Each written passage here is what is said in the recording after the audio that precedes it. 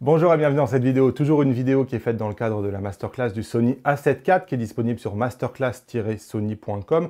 Aujourd'hui on se pose la question comment être réactif. Il y a un truc qui est vraiment sympa pour le coup. Sur les Sony, c'est disponible dans le menu rouge, c'est disponible dans mode de prise de vue et ça se retrouve ici, enregistrement des réglages de prise de vue personnalisés.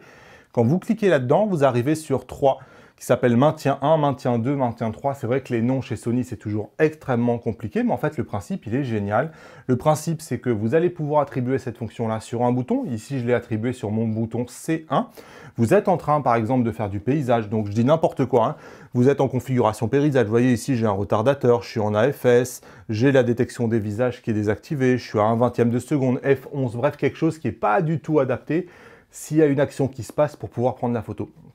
Et en fait, je mets cette configuration sur C1, regardez ce qui se passe. J'appuie sur C1, je peux commencer à prendre des photos. Et en fait, dès que j'appuie sur C1, regardez tout ce qui se passe, tout ce qui change. Le mode ici change, la rafale devient rapide, AFC s'enclenche, le collimateur change, la détection des visages et des yeux à 1/500e de seconde, f2.8. Vous voyez, tout l'appareil photo, toute la configuration de l'appareil photo et même l'autofocus, regardez, commence déjà à s'activer à la seconde où j'appuie sur C1.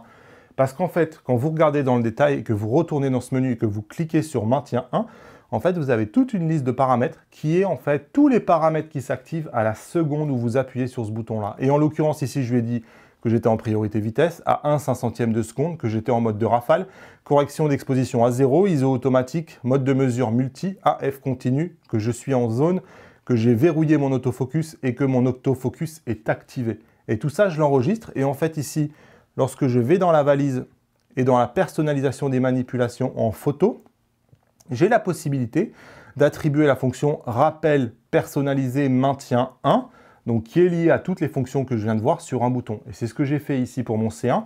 Et quand j'appuie sur C1, vous voyez, je suis en paysage, j'appuie sur C1 et d'un coup, j'ai plus qu'à appuyer sur le déclencheur, je peux déjà prendre des photos. Donc c'est comme ça, c'est ce que je dis, le secret pour être réactif, c'est d'utiliser cette fonction-là sur les Sony A7 IV et même tous les anciens Sony et probablement tous les futurs.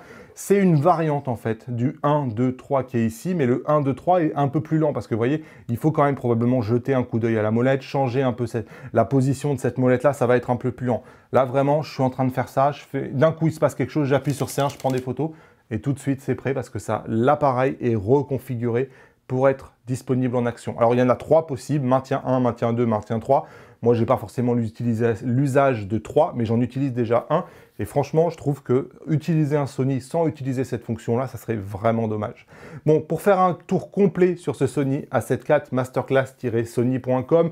Pour revoir la présentation de la masterclass Sony, si vous ne la connaissez pas, je vous mets la vidéo ici. Et moi, je vous dis à bientôt dans une nouvelle vidéo. Salut!